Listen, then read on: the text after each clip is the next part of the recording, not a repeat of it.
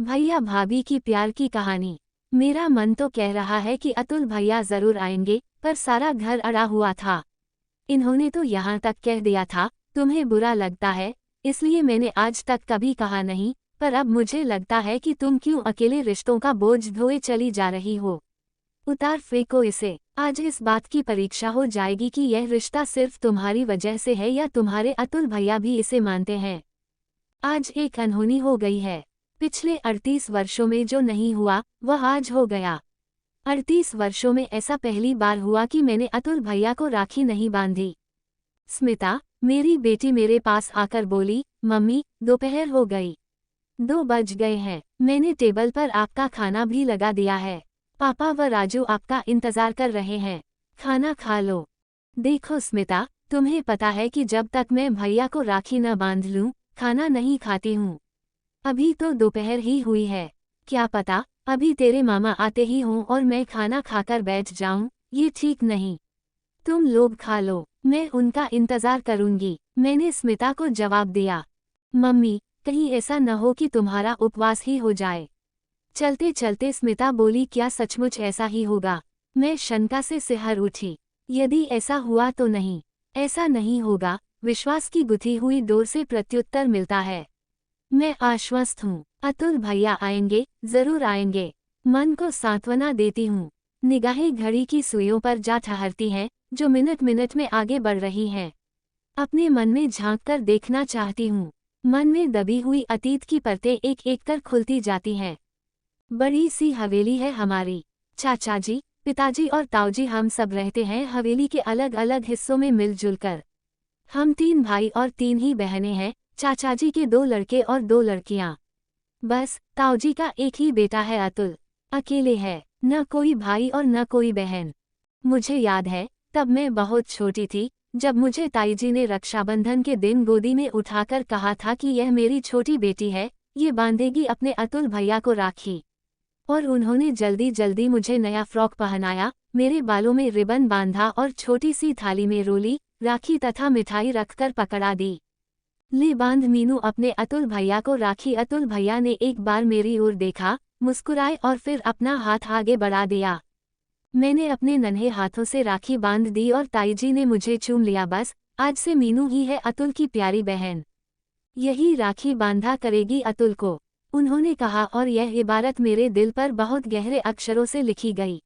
इससे पहले अतुल भैया ने रो रो कर हवेली सिर पर उठा रखी थी। मैं भी अपनी बहन से ही राखी बंधवाऊंगा। लक्ष्मी, सोनाली, मधु तीनों दीदी ने कोशिश की और फिर अंजू ने भी, पर 8 वर्ष के अतुल भैया किसी से भी राखी बंधवाने को तैयार ही नहीं थे। वे मचल रहे थे, रो रहे थे, चीख रहे थे और जब मधु दीदी ने जबरदस्ती उनके हाथ में राखी बांधी तो उन्होंने उसे गुस्से में तोड़कर फेंक दिया। मेरी कोई बहन नहीं है, मैं तो अपनी बहन से ही राखी बंधवाऊंगा, इनमें से कोई भी मेरी बहन नहीं है। अतुल भैया का रोना रुक ही नहीं रहा था। माँ, चाचाजी व ताईजी सब आंगन में खड़े थे। ताईजी की तो आंखों से आंसू भी बह रहे थे अपने लाडले बेटे की जिद पूरी न कर पाने की विवशता में। करें तो क्या करें, इतने में उन्हें मेरा ध्यान आया और फिर वे मुझे गोदी में उठाकर अतुल भैया के पास ले गईं।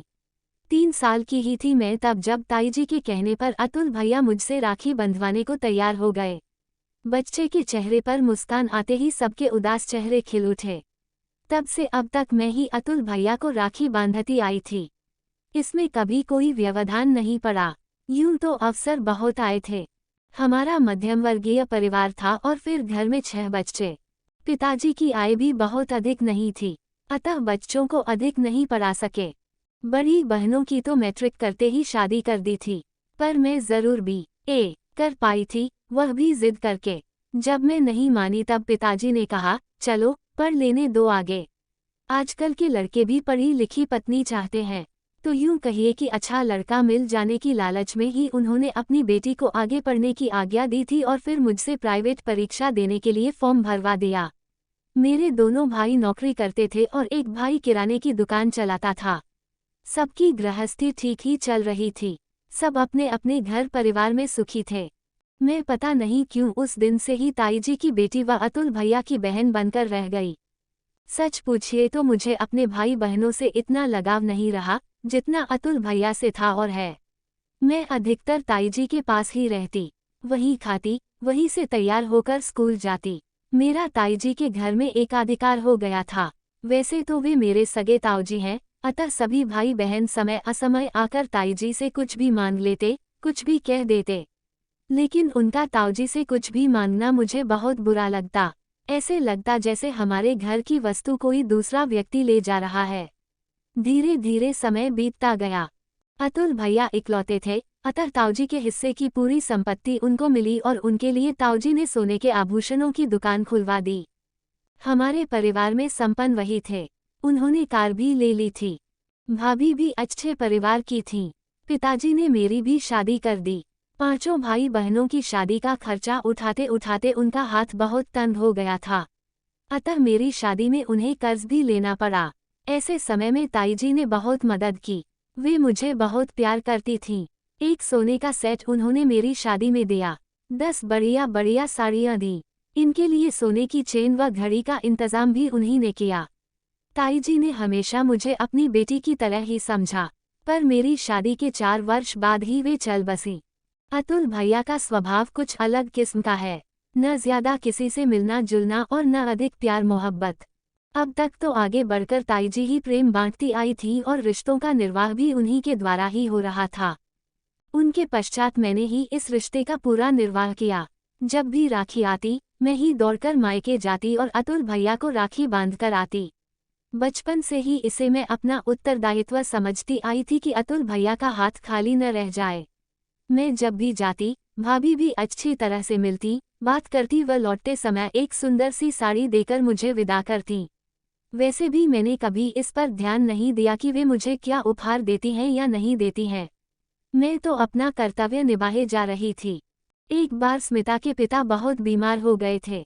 मेरी नंद भी आई हुई थी। ऐसे में रक्षाबंधन आया और मैं जल्दी से जाने के लिए तैयार हो गई।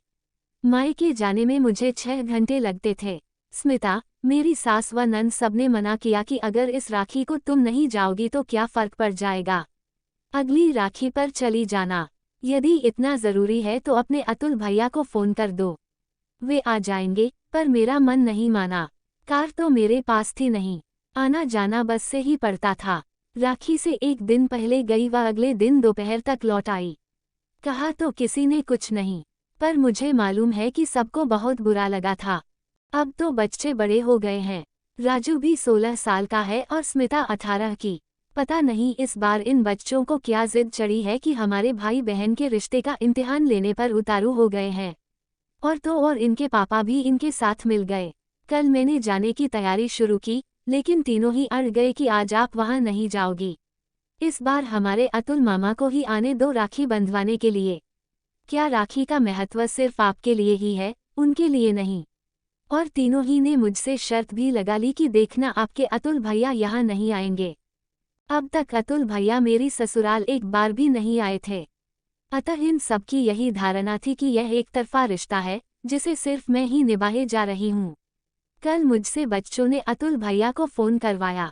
भाभी मिली फोन पर और मुझे उनसे कहना पड़ा कि भाभी, मैं बीमार हूँ, इस बार राखी बांधने नहीं आ सकूंगी, आप व अतुल भैया कल आ जाइए। भाभी ने मेरी बीमारी के विषय में पूछा और फिर कहा, ठीक है, पर मैं पक्का नहीं कह सकती हूँ, फिर भी कोशिश करेंगे। मेरा मन तो कह रहा है कि अतुल भैया जरूर आएंगे, पर सारा घर अड़ा हुआ था। इन्होंने तो यहाँ तक कह दिया था, तुम्हें बुरा लगता है, इसलिए मैंने आज तक कभी कहा नहीं, पर अब मुझे लगता है कि तुम क्यों अकेले रिश्तों का बोझ ढोए चली जा रही हो।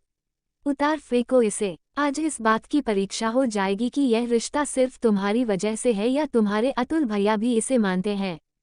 सुबह से मैंने काफी तैयारी की है, पर शाम के 4 बज गए, लेकिन अभी तक भैया का कहीं कोई अता पता नहीं है।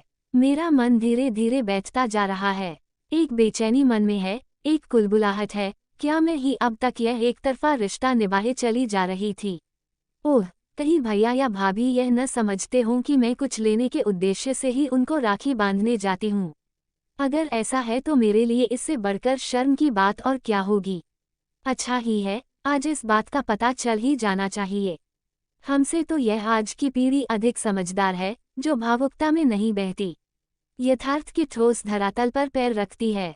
5 बज गए थे। मेरी निगाह बार बार घड़ी की ओर उठ रही थी। सच पूछिए तो मैंने भी आशा छोड़ दी थी, भैया अब नहीं आने वाले। ज्यों ही 6 बजे मेरा धैर्य जवाब दे गया। स्मिता मेरे सामने थी और मैंने उसे कह दिया कि वह मेरा खाना लगा दे।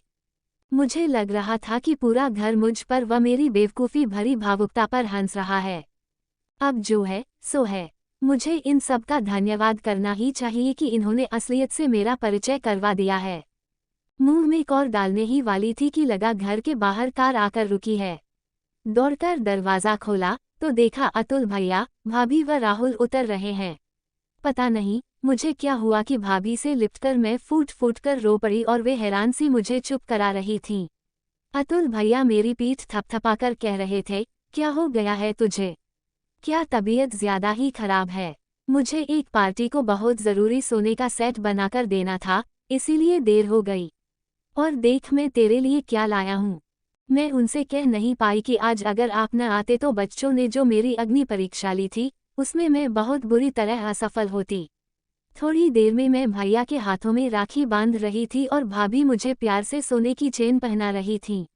मैं मन ही मन कह रही थी, भाभी आप मुझे सोने की चेन के बदले एक फूलों की माला ही दे दिया करो, जिससे ये रिश्तों का बोझ मैं सहर्ष उठा सकूं। ऐसे ही वीडियो देखने के लिए हमारे चैनल को लाइक एंड सब्सक्राइब करें। Thanks for watching.